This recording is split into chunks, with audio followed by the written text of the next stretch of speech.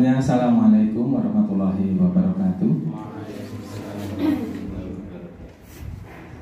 Yang kami hormati Bapak dan Ibu tim asesor dari BAN Daerah Istimewa Yogyakarta, yang kami hormati Ibu Kepala Rumah dan Hidayahnya, sehingga pada hari ini, kesempatan ini kita masuk surah pada junjungan kita Nabi Muhammad Sallallahu Alaihi Wasallam wa ala alihi wa sahbihi ajma'in.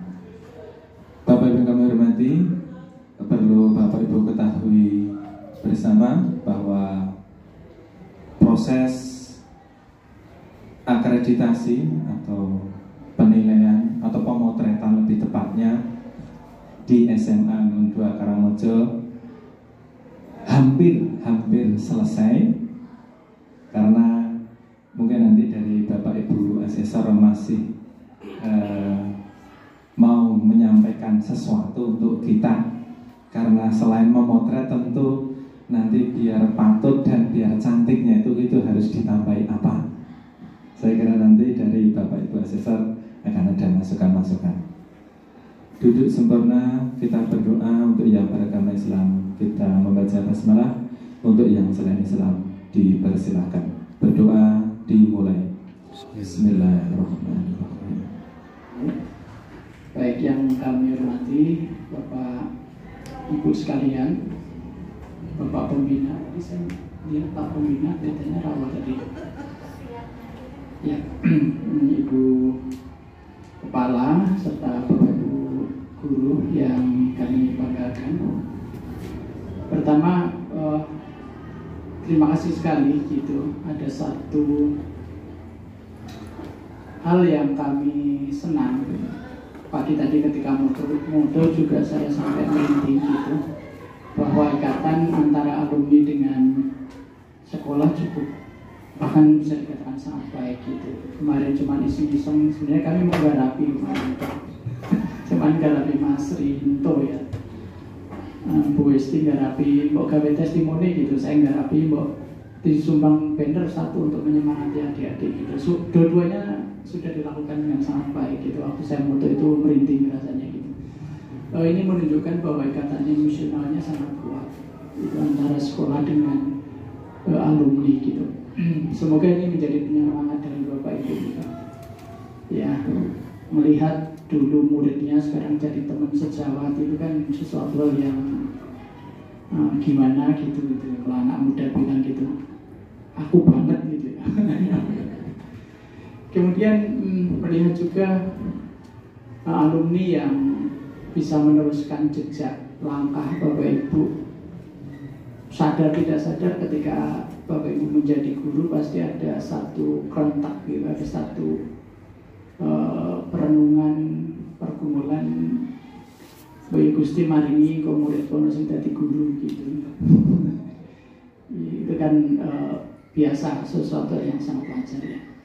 Dan melihat salah satu siswanya juga sudah menjadi guru, dan mohon maaf tanpa membandingkan gitu ya, tetapi Al-Azhar kan satu sekolah yang baru ya sebenarnya. Al-Azhar itu baru tetapi keberapanya banyak. Kemudian termasuk kaitannya dengan bagaimana sekolah memfasilitasi siswa gitu. Itu Al-Azhar termasuk salah satu yang dengan metode baru. Nanti Bapak Ibu kalau mendengar juga metode Montessori gitu. Nah, salah satunya mereka juga mengadaptasi metode Montessori gitu. Nah, dengan adanya siswa yang alumni yang sekarang ada di Al-Azhar, suatu saat kan Bapak Ibu bisa ngajak ngobrol siswa alumni ini apa tuh sebenarnya kelebihan di sana gitu. Dan suatu kebanggaan tersendiri saya kira bagi Bapak Ibu itu bahwa siswa alumninya itu bisa menjadi sana. Baik. Itu kemudian termasuk anak SMP sudah tahu bahwa visi misinya itu jelas gitu. Ini surprise juga. Yang Mas kan SMP tahunya Mas Farel. Mas Farel ternyata alumni SMP 1 ya. SMP 1 sini tahu SMP 1. Nah, SMP Pembangunan 1. Ketika kami tanya kenapa mau sekolah di sini gitu? Jawabannya luar biasa, karena visi-visinya jelas. Begitu saya tanya, lo tahu dari mana? Saya kan alumni sini, boleh. Gitu. Jadi luar biasa, ternyata visi misi yang di Pampang itu bisa membangun anak-anak SMP Pembangunan 1 juga merasakan bahwa ini sekolah yang saya cari gitu. Ini sekolah yang saya cari. Juga ketika kami tanya bagaimana orang tua ketika mau menyekolahkan kalian ke sini, tidak ada yang jawab, yang menyuruh itu orang tuanya. Kami sendiri yang pengen ke sini gitu. Hebat. Ya, berarti secara keyakinan anak-anak ketika mereka mau sekolah di sini juga bagus, dan itu perlu dipertahankan terus. Makanya gunakan media sosial untuk promosinya juga ini. Ya, oke. Bapak Ibu, mendinaminasi sebuah pembelajaran itu menjadi sesuatu yang sangat penting. Memang kami kemarin juga ditanya, nanti materinya nggak selesai gitu. Ya, sekarang marilah kita keluar dari belenggu kognitif. Mohon maaf kalau bosan jadinya mendengar itu terus. Nanti ketemu saya lagi, kemungkinan soal itu akan muncul lagi. Mari kita keluar dari belenggu kognitif. Apalagi sekarang kita sangat berharap kurikulum Merdeka ini adalah betul-betul melepaskan pendidikan Indonesia dari belenggu kognitif. Tapi kalau masih ada ASPD dengan cara yang tidak dilakukan perbaikan terus-menerus, nanti belenggu kognitifnya memang agak kesulitan untuk dilepaskan. Kalau kita melihat dari dimensi A pada rapor mutu, itu kan dimensinya, bahasa sederhananya, mohon maaf karena saya nggak hafal, belum hafal, karena ada 5 dimensi. Dimensi A itu kan mutu lulusan. Di sana di dalam mutu lulusan sekolah yang mempunyai tanggung jawab di sekolah sebenarnya yang paling sangat utama ketika bicara tentang dimensi mutu lulusan itu kan pada literasi, kemudian pada numerasi, dan pada karakter. Dan itu sudah dieksplisitkan oleh kementerian. Kementerian sudah mengekspresikan bahwa 3 hal itu yang menjadi fokus sekolah. Bagaimana membangun kecakapan literasi, kecakapan numerasi, dan karakter yang kuat. Kalau nanti berjalan dengan baik, itu akan melepaskan kita dari belenggu kognitif. Maka ketika kita lepas dari belenggu kognitif, jangan kaget bahwa kemampuan anak-anak kita itu jauh lebih pintar dibandingkan apa yang kita bayangkan selama ini. Karena mereka mempunyai kreativitas, mempunyai rasa ingin tahu, daya nalar yang sangat luar biasa ketika keluar dari belenggu kognitif. Ya, maka mohon kelas bisa menjadi lebih dinamis. Kelas tidak lagi berpikir, guru tidak lagi berpikir materi saya selesai atau tidak. Guru tidak lagi alergi dengan menggunakan IT, sehingga ketika membuat jurnal pembelajaran itu bisa segera dilakukan saat itu juga dengan catatan-catatannya. Dan melalui jurnal pembelajaran itulah sebenarnya penilaian proses sudah dilakukan. Dan silahkan siswa bisa mengakses gitu. Maka gunakan IT. Ketika Bapak Ibu sudah gabungan akun belajar.id, maka di situ sangat besar, sangat banyak fasilitas yang disediakan. Google Workspace sudah menyediakan kehidupan. Salah satunya tentu saja dengan Google Doc. Itu. Saya ambil 2 contoh bagaimana kita bisa mendinamisasi kegiatan materi dari efek dulu, yang ekonomi dulu ya. Materi terkait dengan perekonomian 4 sektor itu bagaimana sebenarnya anak sudah tahu semua, tinggal bagaimana kita membawa anak-anak itu berdiskusi dan meyakinkan apa yang menjadi pemikiran mereka muncul. 4 sektor dari ekonomi itu kan ada pemerintah, rumah tangga, perusahaan. Perusahaan itu Bapak Ibu berpikirnya sampai kepada yang kecil ya, sampai industri rumah tangga itu adalah juga perusahaan. Kemudian adalah internasional. Ya. Maka ketika anak-anak belajar itu ya mulai mengidentifikasinya, mungkin mulai dari kita tanya mereka setiap harinya makan atau tidak dan seterusnya seperti itu. Kemudian terjadi sebuah interaksi, maka ketika kamu makan maka ibumu atau kamu sendiri harus apa? Membeli kan? Nah, membeli berarti ke perusahaan atau ke toko, ke warung dan seterusnya. Maka kemudian muncul diskusi yang sangat luar biasa. Mereka menemukan bahwa ada hubungan timbal balik antara semua pihak. Bagaimana rumah tangga itu mendapatkan gaji dari pemerintah, dari perusahaan. Kemudian gaji yang didapat itu malah dipakai untuk membayar pajak, untuk membeli makanan dan kebutuhan yang lain-lain. Akhirnya muncul bahwa keempat sektor dari perekonomian itu saling terhubung, saling ketergantungan dan seterusnya. Nah, tanpa harus kita memberikan penjelasan di awal, yang sekarang disebut sebagai flip classroom, model pembelajaran flip classroom. Gitu. Bagaimana anak-anak belajar terlebih dahulu, baru kemudian dikonfirmasi oleh kita sebagai guru atau sebagai fasilitator bagi mereka. Itu salah satu contoh ketika kita dari dari pelajaran ekonomi. Kemudian Bapak Ibu bisa membayangkan efek Doppler itu sangat rumit kalau kita mulai belajar, apalagi pertama langsung melihat rumusnya. Itu efek Doppler itu sangat rumit. Padahal efek Doppler itu sangat sederhana. Betul tidak Bapak Ibu fisika? Efek Doppler itu sangat sederhana. Saya lari dari sana, satu teman lari dari sini, sama-sama berteriak gitu. Akhirnya semakin dekat, suara semakin terlihat, kemudian begitu semakin menjauh dan suara itu akan semakin hilang. Itu kan efek Doppler, sebenarnya bahasa sederhananya kan seperti itu. Tetapi kenapa kemudian efek Doppler itu menjadi semakin rumit? Kenapa anak-anak nggak paham apa itu efek Doppler? Karena yang mereka lihat pertama adalah rumusnya. Rumusnya aja ada 3 macam rumus. Membedakannya akan menjadi kesulitan. Rumusnya itu ada 3.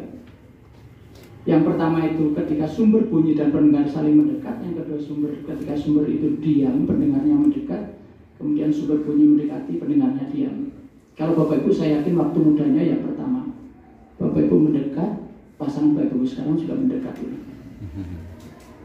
Oh, berarti terlalu ini. Belum tegang. Tekan, mudah tekan.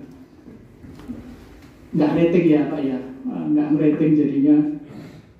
Oke. Nah itu, jadi bagaimana dinamisasi sekolah? Ketika belajar efek Doppler, kenapa harus di ruang kelas? Itu halaman luas dan sebagainya. Bapak Ibu juga punya horn.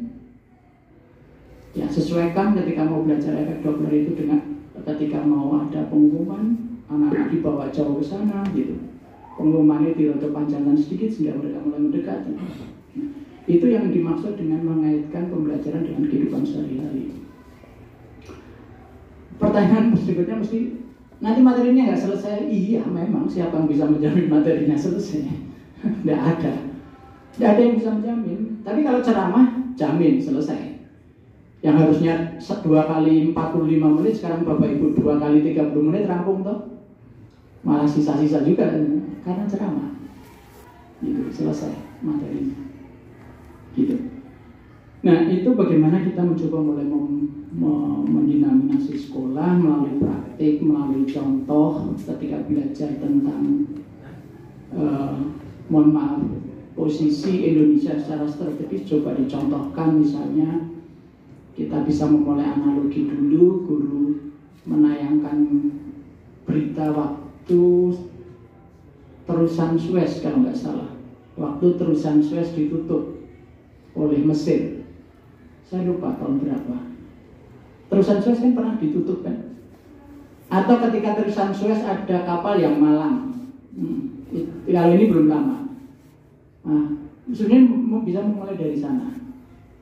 Ya, analogi dulu. Ketika terusan Suez ada kapal yang malang, bagaimana ternyata bahwa arti pentingnya terusan Suez bagi perekonomian dunia. Nah, kemudian baru kita masuk ke Indonesia sedang posisi strategis. Bapak Ibu bisa bayangkan ketika Selat Sunda, Indonesia ngamuk, tutup gitu. Kemudian satunya lagi kalau tidak di utaranya Lombok, di utara lagi. Itu ada selat yang menghubungkan antara Asia dengan Australia. Saya baru sadar ternyata Australia itu kalau mau ke Australia itu nggak bisa ternyata lewat Samudra Indonesia. Bisa dibilang nggak bisa. Ternyata harus lewat situ gitu loh. Orang Eropa pun harus lewat sana. Bapak Ibu bisa bayangkan ketika itu ditutup gitu. Nah baru kemudian di situ masuk bahwa bagaimana Indonesia begitu sangat luar biasa strategis. Nah ini yang perlu dikembangkan supaya pembelajaran bisa menjadi lebih dinamis. Karena Bapak Ibu punya keunggulan yang tidak dimiliki oleh orang lain, bahwa bagaimana hubungan Bapak Ibu antara SMA dengan SMK itu begitu dekat, satu kompleks lagi, maka kemudian Bapak Ibu sebenarnya membagi resource itu bisa dilakukan, maka semuanya bisa lebih mirip. Misalnya ketika anak-anak harus belajar tentang komputer, mungkin satu lab digunakan. Nanti efeknya ke sekarang kan tidak lagi akreditasi, kan tidak ada punya lab komputer atau tidak. Sekarang kan tidak begitu. Tetapi punya komputer dimanfaatkan apa tidak? Sekarang kan begitu. Ada banyak surprise yang bisa saya nikmati gitu ketika saya didahului untuk sowan ke sini. Ada begitu banyak surprise yang bisa saya nikmati gitu. Bagaimana perjuangan Bapak Ibu, bagaimana Bapak Ibu menikmati, dan saya percaya bahwa Bapak Ibu sejahtera. Nek gajinya mesti luwih sithik saka aku lah. Tapi saya yakin Bapak Ibu sejahtera luar biasa gitu. Nyatanya tersenyum terus gitu lagi di sini. Ini kan menunjukkan Bapak Ibu sejahtera kan, dan senyumnya tulus gitu. Senyumnya tulus. Maksudnya saya senyumnya tulus itu saya melihat bahwa tidak ada yang terpaksa tersenyum gitu. Mahasiswa kok merengut gitu. Kemarin enggak ngedilog gitu kan ya bulan. Sesuk nang sesuk aja merengut sih gitu kan enggak lah ya. Gitu. Matur nuwun sekali lagi, batiknya bagus gitu. Ini corak yang cerah, ya, corak yang sangat cerah. Itu membawa, itu salah satu yang menjadikan Bapak Ibu cerah juga. Matur nuwun sekali lagi, mohon maaf kiranya silaturahmi ini bisa berlanjut.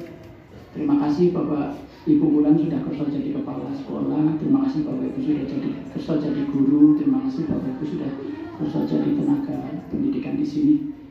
Maka Karangmojo mempunyai pribadi-pribadi yang luar biasa yang sudah Tuhan tempatkan di sini. Matur nuwun rayu yang pinanggih Gusti tansah berkahi.